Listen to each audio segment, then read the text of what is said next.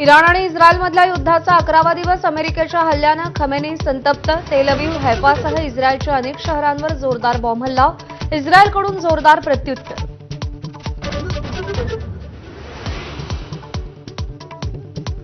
अमेरिकेला प्रत्युत्तर देण्याची वेळ आमचं लष्कर ठरवेल. इराणचा संयुक्त राष्ट्रांच्या सुरक्षा परिषदेच्या बैठकीत इशारा. प्रतिहल्ला कराल तर तुमचा विनाश झालाच समजा. अमेरिकेचा गर्भित इशारा.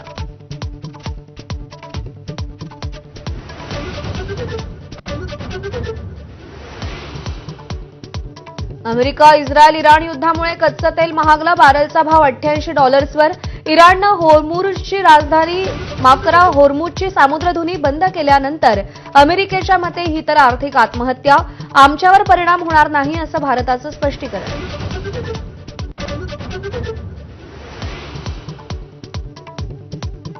वारीबाबत सपाचे आमदार अबू आझमींचं वादग्रस्त वक्तव्य. नमाज पठणामुळे होणाऱ्या वाहतूक कोंडीची वारीशी तुलना.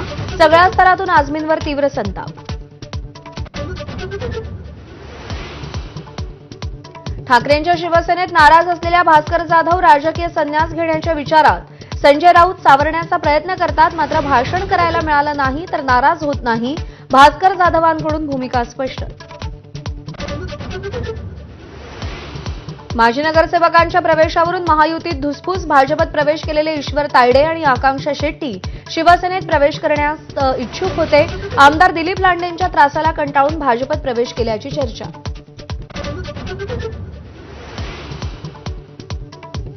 आज मुख्यमंत्री आणि दोन्ही उपमुख्यमंत्र्यांच्या उपस्थितीत त्रिभाषा सूत्रीसंदर्भात महत्त्वाची बैठक. सरकार भूमिका स्पष्ट करण्याची शक्यता. मनसेकडून आज विविध शाळेबाहेर स्वाक्षरी मोहीम. तोट्यातल्या एसटीचा अखेर लेखाजोखा जाहीर होणार. एसटीची श्वेतपत्रिका आज जाहीर होणार. मंत्रिपदी आल्यावर प्रताप सरनाईक यांनी श्वेतपत्रिकेचे आदेश दिले होते.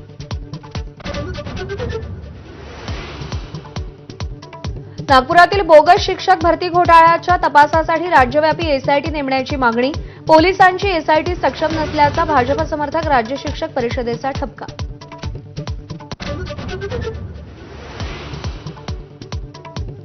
गाडीचा हॉर्न जोरात का वाजवला या कारणावरून 2 गटात दगडफेक. सोलापुरातील घोंगडे वस्तीतील घटनेमध्ये 7 जण जखमी. दोन्ही गटातील 300हून अधिक लोकांचा जमाव समोरासमोर.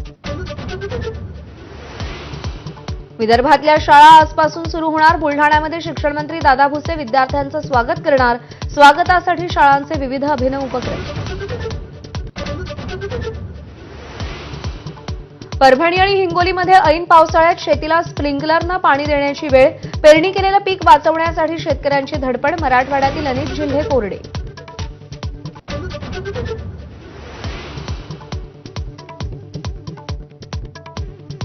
मुंबईसह ठाणे आणि पालघरमध्ये पुढील 2 दिवस मुसळधार पावसाचा अंदाज. उर्वरित भागात हलक्या ते मध्यम स्वरूपाच्या सरी बरसण्याची शक्यता.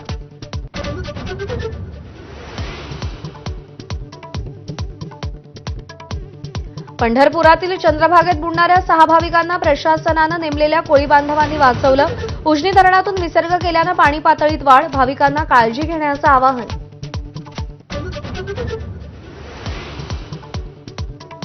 संत ज्ञानेश्वर महाराजांची पालखी दिवेघाट पार केल्यानंतर आज सासवड मुक्कामी. संत तुकाराम महाराजांची पालखी आज लोणी काळभोरहून पुढे मार्गस्थ होणार.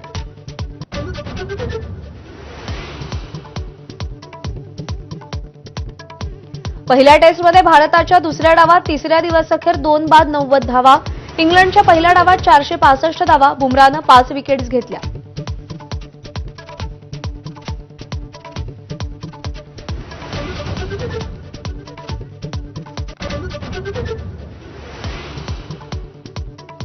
नमस्कार महाराष्ट्र.